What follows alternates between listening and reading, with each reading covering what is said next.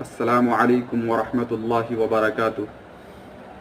मुअर्रखा 6 नवंबर 2021 ऐतिहासिक गुरुद्वारा छौनीवाला तहसील पांवटा साहिब हिमाचल प्रदेश में gurdwara managing committee की दावत पर मदरसा कादरिया मिस्रवाला के असातिज़ा और तलबा ने गुरु पर्व के मौका पर शिरकत की, जहां कमेटी के सदर ने हम सबों का सदर गेट पर पुरतपाक इस्तकबाल किया। इस प्रोग्राम में सिख मर्द औरत का एक जम्मे गफीर था। बाबा संत कुलदीप सिंह की दरख्वास्त पर मदरसा के नाजिम हज़रत मौलाना कबीरुद्दीन फारान मज़ाहिरी ने मुख्तसर बयान किया, जिसमें गुरु नानक देव जी की इस्लाम दोस्ती, कुरान और हदीस से वालेहाना लगाव और उनकी ज़िंदगी पर बसीत तकरीर की, जिसमें ख़ास तौर पर ज़िक्र किया कि इस्लाम अमन व दोस्ती का पैगाम देता है। किसी शख्स की गलती को मज़हब और मिल्लत से जोड़ा नहीं जाना चाहिए। मदरसा के एक तालिब इल्म राशिद हुसैन ने बाबा के हुक्म पर कलमे तय्यबा ला इलाहा इल्लल्लाह मुहम्मदुर रसूलुल्लाह का विर्द किया और अंग्रेज़ी ज़बान में सीरत नबवी के अखलाकी पहलू को पेश किया, जिसे सिख भाई और बहनों ने बहुत ही ज़्यादा पसंद किया। आगे हज़रत का बयान पेश खिदमत है, आप हजरात इसे बगौर समाअत फरमाएँ।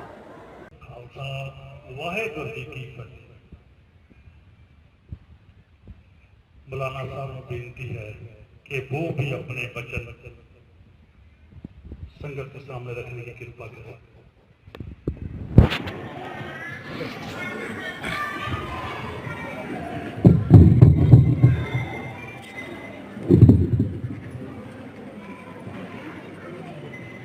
बिस्मिल्लाहिर्रहमानिर्रहीम। शुरू उस रब के नाम के साथ जो सारे दुनिया का पालनहार हैं और हर दर्जा रहम और करम करने वाले हैं अपने बंदों पर।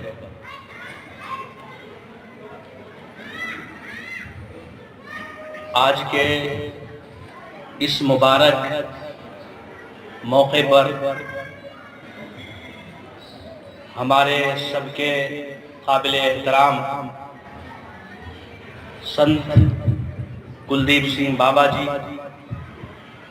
के इशारे पर मुझे हुक्म मिला कि मुझे इस मुबारक मौके पर यहाँ हाज़िरी देनी है, और ये मेरे लिए हद दर्जा खुशी और इज्जत की बात है कि मैं अपने भाइयों के दरमियान हूँ और वो भाई बहन हमारे यहाँ मौजूद हैं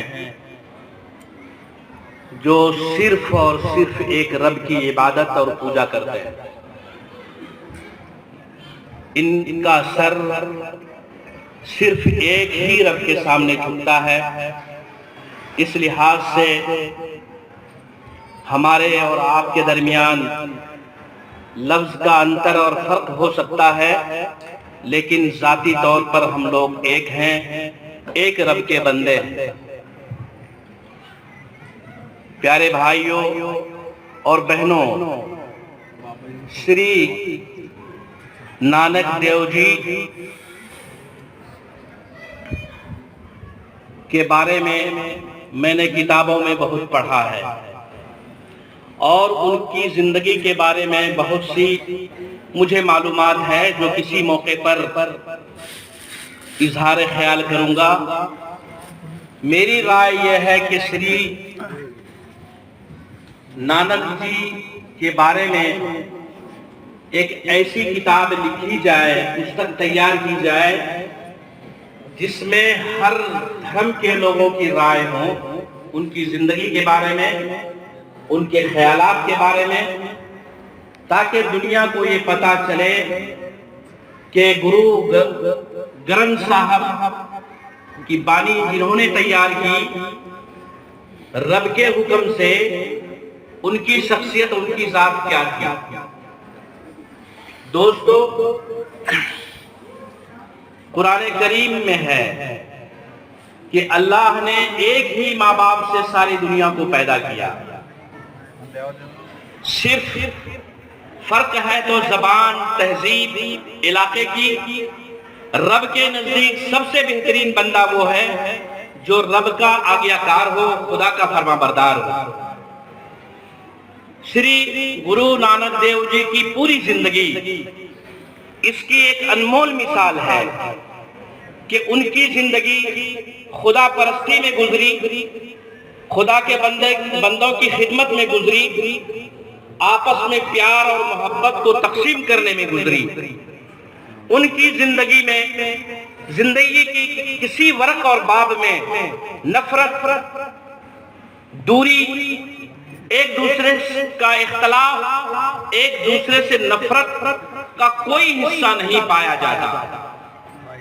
इसलिए लाजिम है और जरूरी है हम लोगों की जिंदगी के लिए कि हमारी जिंदगी में भी एक खुदा परस्ती हो, खुदा के बंदों के साथ प्यार हो, खुदा के बंदों के साथ हमदर्दी हो। आप उनकी जिंदगी के बारे में शुरुआत की तरफ जाइए। उनकी पैदाइश की बशारत जो दी थी एक मुसलमान ने दी थी, और मुसलमान ने कहा था कि गुरु नानक देव जी इस सरजमीन में पैदा होंगे जो आज पाकिस्तान में है, और ऐसी प्यार की नदियां बहाएंगे जिससे वीरान दिलों में सैराबी और शादाबी आएगी। ऐसी शख्सियत जन्म लेगी। और जब उनकी पैदाइश हुई तो सबसे पहले गोद में मां के बाद जो लिया वो एक मुस्लिम महिला थी, जिन्होंने उनको नहलाया धुलाया और पहली बार अपनी उंगली से शहद चखाया था। ये सबक है हमारे लिए मोहब्बत और प्यार। इसी के साथ एक जिक्र आता रहता है आपस में दूरियों का, आपस में नफरतों का। मैं तकरीबन बड़े बड़े हर गुरुद्वारे में हाजिर हुआ हूं। अमृतसर में गोल्डन टेम्पल में हाजिर हुआ हूं, फतेहगढ़ साहब में हाजिर हुआ हूं, पांवटा साहब में हाजिर हुआ हूं, और यहां भी कई बार हाजिर हुआ। मैंने संत जी से और मैं अपने सिख दोस्तों से यह अर्ज करता हूं, एक मिसाल दी जाती है बच्चों के छीनने की। मासूम बच्चों को छीना गया, उन पर जुल्म किया गया, अत्याचार किया गया। खुदा के मासूम बच्चों को तकलीफें दी गई। ये जो तकलीफ दी गई मेरी बहनों और मेरे भाइयों, ये बादशाह का कर्म था, निजी जिंदगी थी, उनका निजी जालिमाना तरीका था। उन्होंने जुल्म किया अकेले ने। अगर जुल्म माना जाए, अगर कुरान कहे जुल्म तब माना जाएगा जब हदीस बोले, जब जुल्म माना जाएगा जब कुरान कहे। कुरान में ऐसा नहीं है, कुरान में है सारे इंसान खुदा के बंदे, अव्वल अल्लाह नूर पायो कुदरत के सब बंदे, एक नूर से सब जग दिया, कौन भले कौन बंदे। ये गुरु ग्रंथ साहब में बानी है। एक नूर से हम पैदा हुए हैं। किसी जाति बादशाहों के कर्तव्य को अगर धर्म का हिस्सा बनाया जाए तो इससे मोहब्बत कायम नहीं होगी। मोहब्बत जब कायम होगी जब हम किसी के व्यक्ति विशेष की गलती को समुदाय पर न डाली जाए।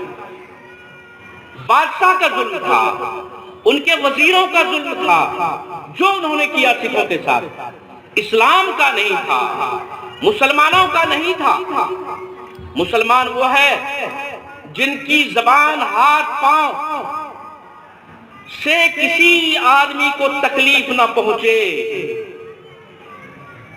बादशाह ने जुल्म किया, काफिराना अंदाज इख्तियार किया, वो गलत था, वो काबिले मुजम्मत है, काबिले नफरत है। उसको हमारे धर्म का हिस्सा नहीं मानना चाहिए। उससे कोई सरोकार, कोई ताल्लुक नहीं है। मैं एहसानमंद हूं बाबा जी का कि वो हमारे मदरसे में भी तशरीफ ले गए। 550 साल जो जश्न मनाया गया जत्थे की जब गुजर हमारे मदरसे की तरफ से हुई तो सारे बच्चों के साथ, स्टाफ के साथ मैं सड़क पे था, बारिश हो रही थी। हमने इस्तेकबाल किया, दिखलावे के लिए नहीं किया, दिल से किया। रब के बंदे हैं, रब के परिसार और पुजारी हैं, हमारे भाई और बहन हैं। मैं अपने लिए बहुत सादत और नेकबख्ती समझता हूं कि आपके दरमियान में कुछ अर्ज कर रहा हूं। ये नफरत के बीच खत्म होनी चाहिए और हर मौके पर मैं आप हजरात को दावत देता हूं, आप भी मुझे हुक्म दीजिए कि हम आपके बीच हाजिर हों और दूरी को खत्म करें और गुरु ग्रंथ साहब का जो सच्चा अच्छा उम्दा पैगाम है वो दुनिया तक पहुंचाए। इसी के साथ साथ मैं एक आखिरी बात ये कहना चाहता हूं, हमारी आवाज सिख बिरादरी तक पहुंचे कि अधूरी बातें हैं अभी। गुरु नानक जी का जो पैगाम है, उनकी जो जिंदगी है, पाक जिंदगी, उनके पैगाम को, उनकी पाक जिंदगी को लोगों के सामने रखा जाए। और रखने की शक्ल यह है कि गुरु नानक देव जी की जिंदगी के बारे में एक सेमिनार हो, एक जलसा हो बहुत बड़ा, जिसमें सारे धर्म के लोगों को बुलाया जाए। और दूसरी बात यह है, उनकी जिंदगी पर हर जबान में, उर्दू में, अरबी में, फारसी में, इंग्लिश में किताब लिखी जाए। आपके इल्म में होगा कि गुरु नानक वहां जाओ।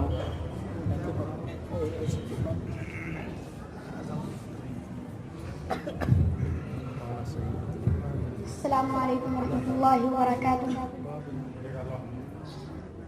ला इलाहा इल्लल्लाहु मुहम्मदुर रसूलुल्लाह।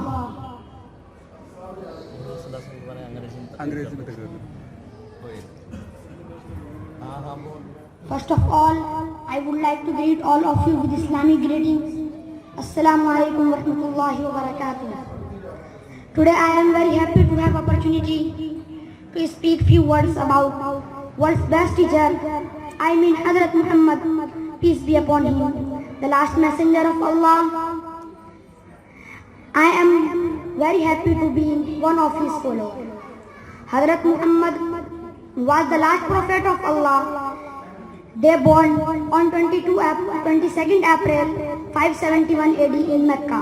His father Abdullah died before he was born, and his mother also died when he was 6 years old.